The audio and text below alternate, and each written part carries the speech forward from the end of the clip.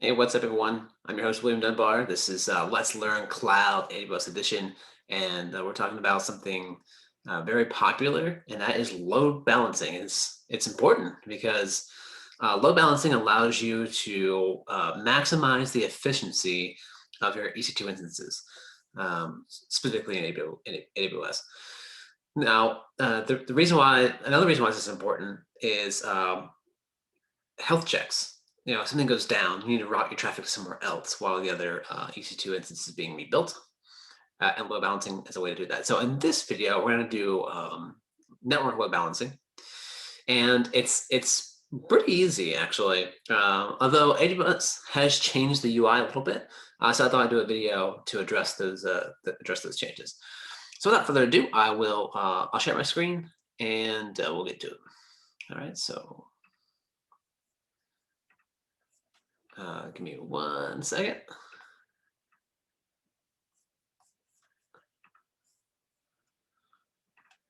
Alrighty. So you're looking at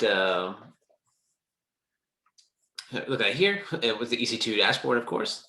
First thing we need to do is we need to create 2 EC2 instances. We want to know that this actually works, right? So that's the first thing. Let's do it. I'm going to take the default of everything. So select default. Yep. Yep. Yep. I'm going to take, let's keep doing this. I'll take this, except for the user data. So we'll use data, which is on your configure instance details, user data. We want to start a web server here. So I have some pre-made commands. And I covered this in the EC2 video before. When you paste this into this box, it might come up all in one line. And it does. If I were to save this, the instance would not work. And that's because EC2 user data only is on the first boot and the first boot only. And these need to be separate commands. So we need to separate these commands.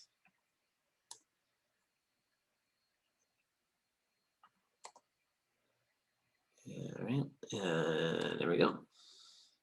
Except for that would not have worked because I need this guy. All right.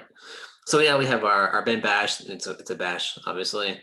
We're gonna yum install accept HTTPD. We're gonna enable it. We're gonna start it, of course, and enabling it forces it to persist on reboot. And then we're gonna echo some stuff into a default file. All right, so we're gonna do this, and I already know something we're gonna have to change here. So I'll call this instructor.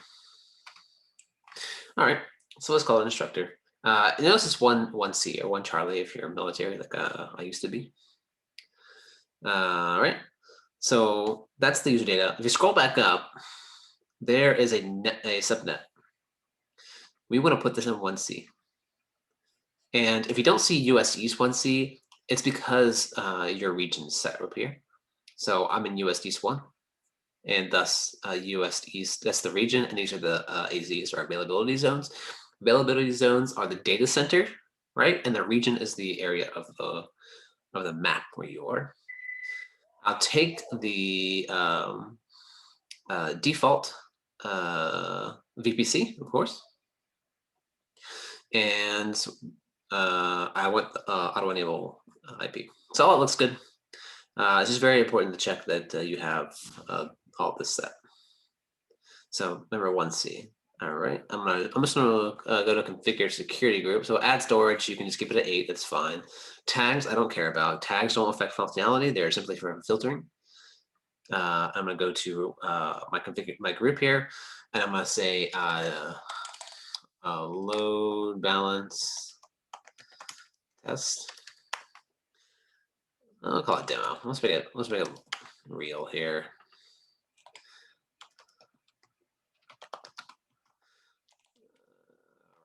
So I named it that it autocorrected to ELF. That's pretty funny. All right. I'm not going to SSH in. So just so we're clear about that. So I want to remove this. I do want to add a rule. I want to add a rule, and I want HTTP, and I want it to be everyone. Yes. All right. So I made my security group. We created a new one, right? If you already have one, maybe you know what you're doing already. Then you can use it. I even spelled load wrong. What am I doing? All right. And we'll review and launch, of course. I'll just take it as is and launch it. We want no key pair. I'm not going to be SSHing in. I will agree that I cannot do this. We're not going to be SSHing, so we will not need a key pair. And I will review and launch instance. So, and while that's going on, we're going to multitask here. All right, so we got that going. We're going to do another one in 1B. So start up another instance, launch an instance, take the default. Okay, yep. And the reason why we're doing this, so I'm going to show you, we want to bounce between two different EC2 instances. Configure instance details. All right. We want to set this to 1B.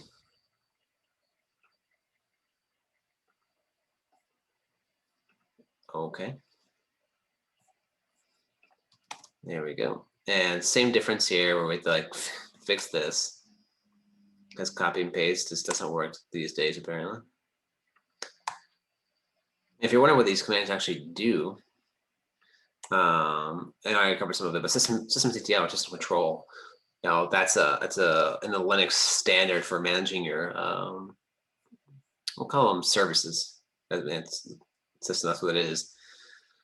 Enable means it adds it to the on boot section of a configuration. So when you boot up, it will start that service. And then we're starting it because enable is only for persistent boot, but it doesn't start it automatically. So we actually start it. All right. And then so we're echoing, and I want to make this instructor, and I want to make this one B. B. Instructor. Yep.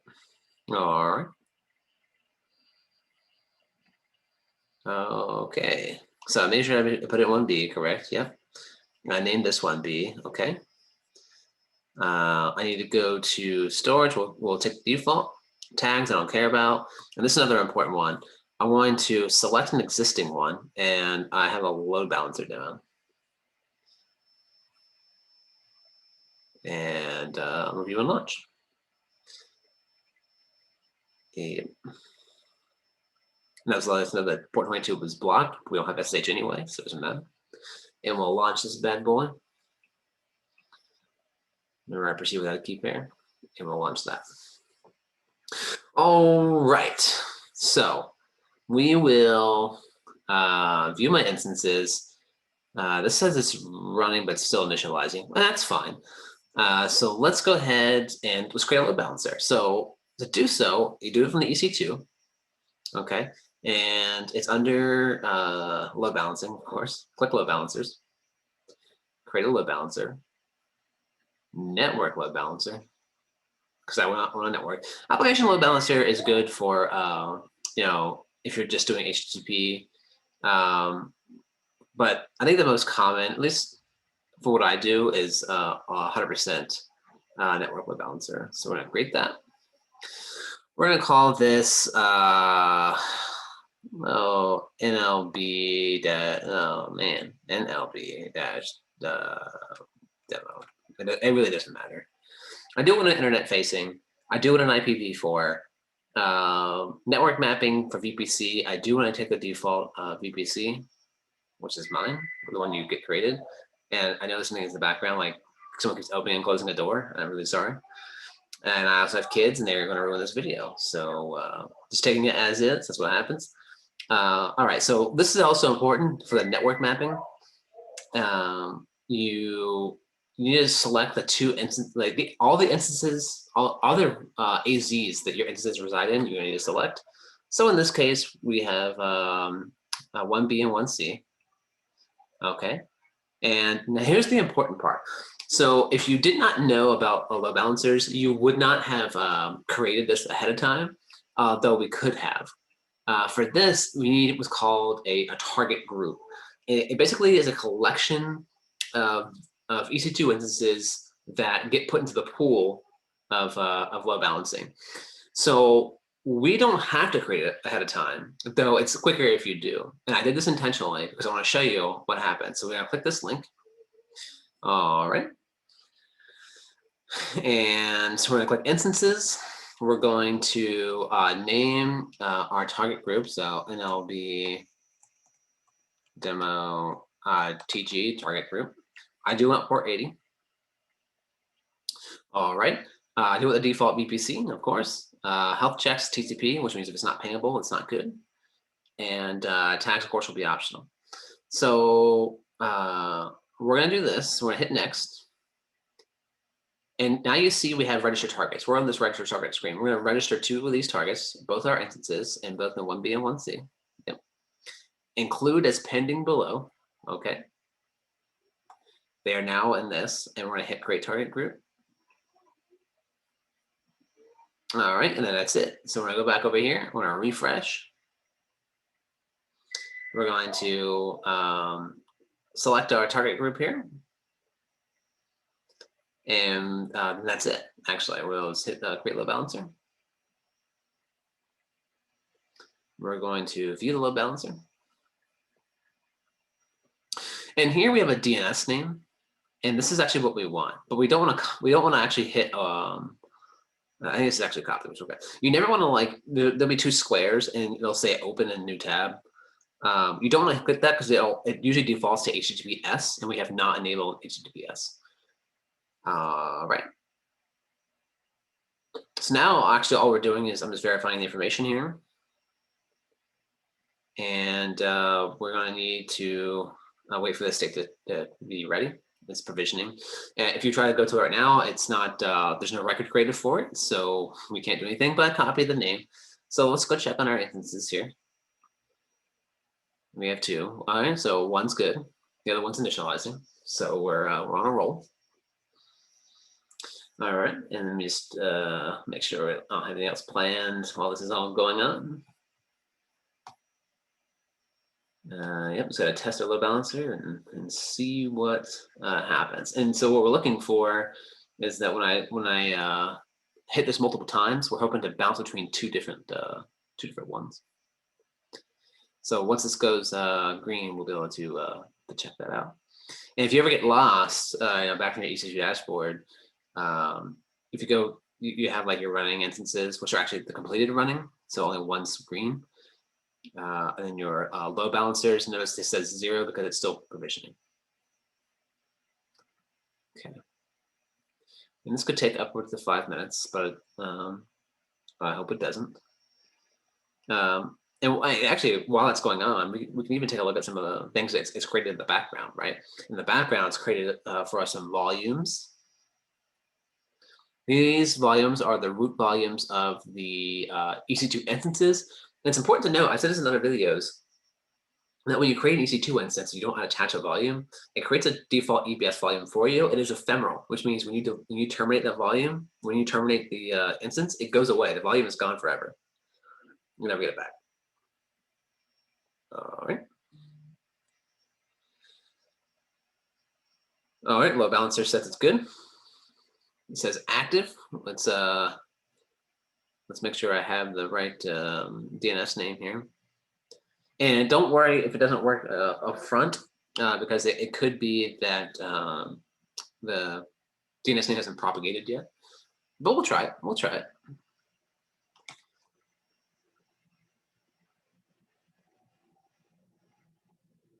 Yep. And it looks like we're slowly waiting for that instance to create, and make sure it's HTTP. I typically like to go for the IPv4 address. Usually have more luck with that. So this is I have one healthy. Okay.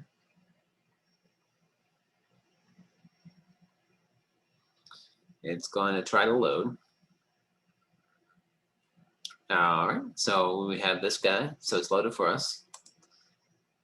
We'll just keep trying and trying. Eventually, you would hit 1C. That's the goal.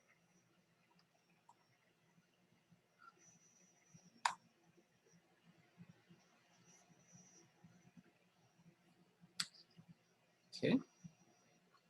And of course, it does. If you're worried right now, don't be. It's perfectly normal. The most important part is you see one C here and one B here. Okay. I'll get a little extra up here. Okay, and then you can go to like your listeners. Make sure it's port 80, so you're good. Monitoring, and this is monitoring connections. Okay, so we're still good on that. Let's see if we can. I guess one problem might be that caching. It does happen quite a bit. And another thing we can do actually is even check to make sure our oh, I see. Actually, it looks like it's still initialized. Is this our 1B or our 1C? Yeah, it's the 1B. It says initializing. Oh, okay. So it says it's good. Still on 1B though. We can check to make sure our 1C is working. And you can just do that by, and don't hit this because you'll open an HTTPS. Open a new tab here, and we'll go here. So 1C is good. So that's really good. And actually, if you really want to test this out, we can go to 1B, okay, which should be this guy. You can verify by going to networking. It is 1B. We're going to stop this instance. Don't terminate. We're stopping. Okay. And then go here. And of course, I have caching, so might have to do another browser. So it should be stopped completely. Caching, if you don't know, browser caching, it's deceiving because your thing might not be working at all, but the browser remembers what the page actually looked like. But I'm not going to clear my cache. Instead, I might have to open another browser. I believe I shared my entire screen. Oh, okay, that works. So now we're in 1C. We're in 1C. So we stopped the instance. Now our load balancer is confirmed working. And of course, we'll just go back up here. The instance is running. Actually, not even running is from other instance. Start that guy back up. And now you know that you have a working load balancer. I don't think there's actually not much to say about it other than just remember a target group is just a collection of EC2 instances that you're going to be targeting. You can create this ahead of time before you create your load balancer. But if you don't worry about it. All we did, just to recap, is we went here, we hit create load balancer. What's a network load balancer? We filled in the information and we created a target group, assigned it, and then that was it. All right, well, I have nothing else for you. So I'll stop my sharing, and I want to thank everyone for watching. Shout out to my ECPI students. Of course, my ECPI students, if you have questions, you let me know. And again, I'm sorry for people coming in and out of that door and my kids yelling in the background, but that's life. And it's, of course, been a pleasure making this video. So until next time, though, I'm out.